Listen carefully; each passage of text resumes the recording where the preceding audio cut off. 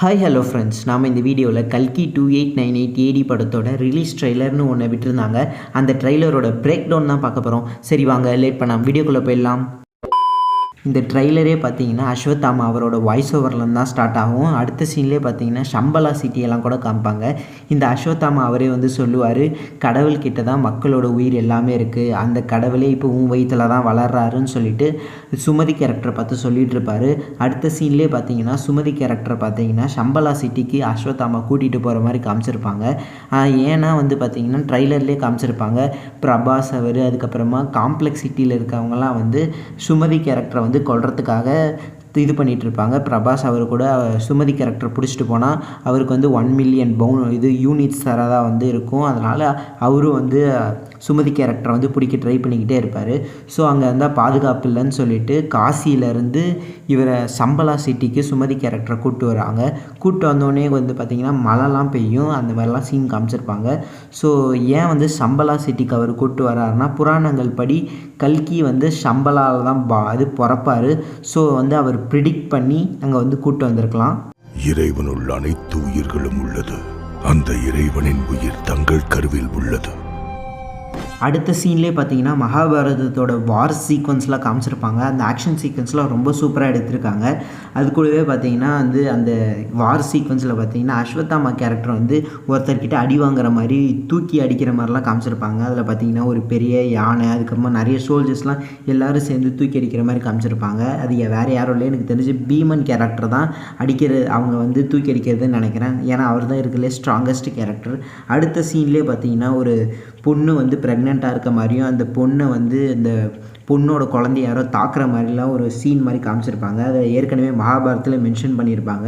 கௌரவர்கள்லாம் வந்து தோற்றதுக்கப்புறமா துரியோதனன் வந்து 18வது நாள் இறந்ததுக்கப்புறமா அஸ்வத்தாமா வந்து ஒரு முடிவெடுப்பார். அதாவது பாண்டவர்களோட அடுத்த வாரிசு அடுத்த ஜென்ரேஷனே இருக்கக்கூடாதுன்னு சொல்லிட்டு அவங்களோட பசங்களை எல்லாரையும் கொண்டு வருவார். அதுக்கப்புறமா பார்த்திங்கன்னா அர்ஜுனனோட பையன் அபிமன்யுவோட ஒய்ஃப் பார்த்திங்கன்னா உத்ரா, அந்த கேரக்டர் தான் பார்த்திங்கன்னா ப்ரெக்னெண்ட்டாக இருப்பாங்க. அவங்களோட பையனையும் கொண்டுட்டா ஸோ அவங்க பாண்டவர்களோட ஒரு ஜென்ரேஷனே இருக்காதுன்னு சொல்லிட்டு பிரம்மாஸ்திரத்தை யூஸ் பண்ணி அந்த குழந்தைய கொல்ல ட்ரை பண்ணுவார். ஆனால் வந்து கிருஷ்ணா பார்த்திங்கன்னா அந்த குழந்தைய காப்பாற்றி அஸ்வத்தாமாவுக்கு வந்து சாபமும் விட்டுருவார். நீ வந்து சாகவே முடியாது, நம்ம ஏற்கனவே போன வீடியோலேயே மென்ஷன் பண்ணியிருப்போம் அந்த சீன். இதை பற்றி நீங்கள் யாராவது பார்க்கலன்னா மறக்காமல் பாருங்கள். அதுலேயே வந்து சொல்லுவார், உன்னால் சாகவே முடியாது, உனக்கு வந்து பசி பட்டினியோட தான் நீ அலையணும்னு சொல்லிட்டு சொல்லுவார். அதுக்கப்புறமா அவரோட தலையில் இந்த ஸ்டோனையும் டேமேஜ் பண்ணி விட்டுருவார். நம்ம அந்த ட்ரைலர்லேயே பார்த்துருப்போம், 6000 வருஷத்துக்கு அப்புறமா இது திரும்பி மின்னுது அப்படின்னு சொல்லிட்டு மென்ஷன் பண்ணுறது வந்து அந்த ஸ்டோன் தான். அது வந்து அவருக்கு திரும்பியும் கிடைக்கிற மாதிரிலாம் காமிச்சிருப்பாங்க. ஏன்னா வந்து ட்ரேட்ட யுகத்தில், அதாவது மகாபாரதம் நடந்தது பார்த்திங்கன்னா ட்ரேட்ட யுகம்னு சொல்லிட்டு ஒரு யுகத்தில் அதில் வந்து ஒரு குழந்தைய கொல்ல நினச்ச நீ வந்து ஒரு குழந்தைய கொல்ல நினச்சதுனால கலியுகத்தில் வந்து நீ இன்னொரு குழந்தைய காப்பாற்றுற மாதிரி இருக்கும். அதுதான் பார்த்திங்கன்னா சுமதியோட பையனான கல்கியை நீ காப்பாற்றணும்னு சொல்லிட்டு ஒரு கேரக்டர் ஆர்க்கு மாதிரி வந்திருக்காது. நான் காப்பாற்றுவேன்.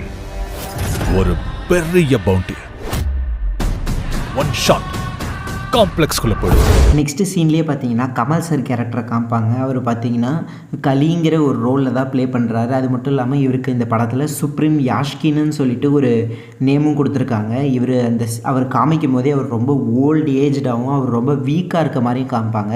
அதுலேயே பார்த்தீங்கன்னா அவர் காமிக்கும் போது பக்கத்தில் 2 சைடில் பார்த்தீங்கன்னா ஒரு கர்ப்பப்பையில் இருக்க மாதிரின்னு சொல்லிட்டு 2 வார்ம் லைக் ஸ்ட்ரக்சரில் வந்து 2 மனுஷங்க உள்ளே வளர்ந்துட்டுருக்க மாதிரி காமிப்பாங்க. எனக்கு தெரிஞ்சு அவங்களாம் பார்த்திங்கன்னா ரொம்ப ஸ்ட்ராங்காக இருக்க மாதிரி காமிப்பாங்க. எனக்கு தெரிஞ்சு கமல் சார் கேரக்டர் அந்த சுப்ரீம் யாஷ்கின் கேரக்டரோட பின்னாடி பார்த்திங்கன்னா மூளையிலேருந்து ஏதோ ட்ரான்ஸ்ஃபர் ஆகிற மாதிரி காமிப்பாங்க. எனக்கு தெரிஞ்சு அவரோட மெமரிலாம் வந்து அந்த பாடிக்கு ட்ரான்ஸ்ஃபர் பண்ணிவிட்டு ஸோ அவரால் வீக்காக இல்லாமல் ரொம்ப ஸ்ட்ராங்காகவும் இருக்க மாதிரி காமிப்பாங்கன்னு நினைக்கிறேன். அவர் படம் ஃபுல்லாக அந்த சேமாக அந்த வீக்காக இருக்க லுக்லேயே வரமாட்டாருன்னு நினைக்கிறேன். கிளைமேக்ஸில் வந்து ரொம்ப ஸ்ட்ராங்காக இருக்க மாதிரி வந்து அது எதனால் ட்விஸ்ட் வச்சு கூட முடிக்கலாம். இது வந்து சும்மா என்னோட இமேஜினேஷன் தான். எத்தனை யுகமானாலும் எத்தனை வாய்ப்பு கொடுத்தாலும் மனுஷன் மாற தெரியாது. அடுத்த சீன்லேயே பார்த்தீங்கன்னா சுமதி கேரக்டர் வந்து சம்பலால் இருக்க மாதிரி காமிப்பாங்க. அதில் பார்த்தீங்கன்னா பைரவா கேரக்டர் பார்த்தீங்கன்னா ஃபஸ்ட்டு டைம் நடந்த பேட்டிலில் வந்து அஸ்வத்தாமாவுக்கும் அவருக்கும் நடந்த பேட்டிலில் அவர் தோற்றுவாருன்னு தான் நினைக்கிறேன். ஏன்னா வந்து அவருக்கு சுமதி கேரக்டர் வேணும். ஏன்னா அவர் வந்து 1 பில்லியன் பவுண்டீஸ் கிடச்சா தான் அவரால் காம்ப்ளெக்ஸ் சிட்டிக்குள்ளே போக முடியும். இதுலேயே ஒரு இன்ட்ரெஸ்டிங் டீட்டெயிலும் காமிச்சிருப்பாங்க. அஸ்வத்தாமா கேரக்டருக்கும் பைரவா கேரக்டருக்கும் ஒரு ஹைட் டிஃப்ரென்ஸ் மாதிரி காமிச்சிருப்பாங்க. அஸ்வத்தாமா கேரக்டர் பார்த்தீங்கன்னா கிட்டத்தட்ட 12 ஃபீட் இருப்பார்.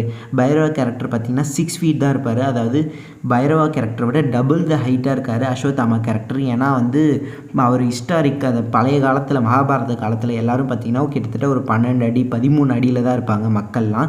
ஸோ அதை வந்து ரொம்ப டீட்டெயிலிங்காக காமிச்சிருப்பாங்க. அடுத்து இன்னொரு வந்து சம்பலால் பார்த்தீங்கன்னா பைரவா கேரக்டர் திரும்பியும் ஃபைட் பண்ணுறதுக்காக வருவார். அதில் பார்த்திங்கன்னா ஹியூஜ் ஃபைட் சீன்ஸ்லாம் நடக்கும். அதில் பார்த்திங்கன்னா புஜ்ஜி கேரக்டரை பார்த்திங்கன்னா ஒரு டிரான்ஸ்ஃபார்மர் மாதிரி மாற்றி அஸ்வத்தாமா கேரக்டர் கூட ஃபைட் பண்ணுற மாதிரிலாம் காமிப்பாங்க. அந்த சீன்ஸ்லாம் ரொம்ப சூப்பராக இருந்தது. அடுத்த சீன்லேயே பார்த்தீங்கன்னா இன்னொரு பக்கம் பார்த்தீங்கன்னா சுப்ரீம் யாஷ்கினுக்கு வந்து சுமதி கேரக்டர் கொன்னாகணும். ஏன்னா கொன்னாதான் வந்து கல்கி இந்த உலகத்துக்கு வர முடியாமல் தடுக்க முடியும். தடுத்தா அவர் வந்து பார்த்திங்கன்னா இந்த காம்ப்ளெக்சிட்டி ஆகட்டும் இந்த உலகத்தையே அவர் ஆள முடியும். ஸோ அதனால் அவர் வந்து சுமதி கேரக்டர் கொல்லுங்கிறதுக்காக நிறைய காம்ப்ளெக்சிட்டியிலேருந்து சோல்ஜர்ஸ்லாம் அனுப்பி சம்பலாவை வந்து தாக்க சொல்லுவார்.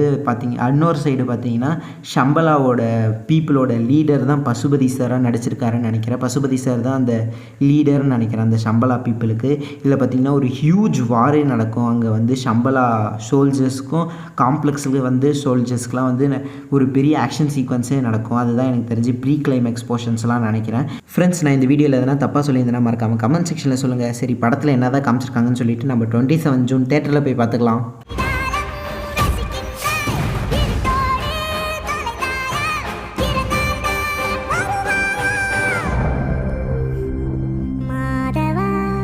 கைஸ், நம்ம வீடியோட எண்டுக்கு வந்துட்டோம். இந்த வீடியோ உங்களுக்கு ரொம்ப பிடிச்சிச்சுன்னா லைக் பண்ணுங்கள், கமெண்ட் பண்ணுங்கள், ஷேர் பண்ணுங்கள். மறக்காமல் நம்ம சினிமா ஹப் சேனலுக்கு சப்ஸ்கிரைப் பண்ணி பக்கத்தில் இருக்கிற பெல் ஐக்கானை கிளிக் பண்ணிங்கன்னா நான் போகிற வீடியோஸ்லாம் உங்களுக்கு டிங்னு வந்துடும். தேங்க்ஸ் ஃபார் வாட்சிங். Bye bye.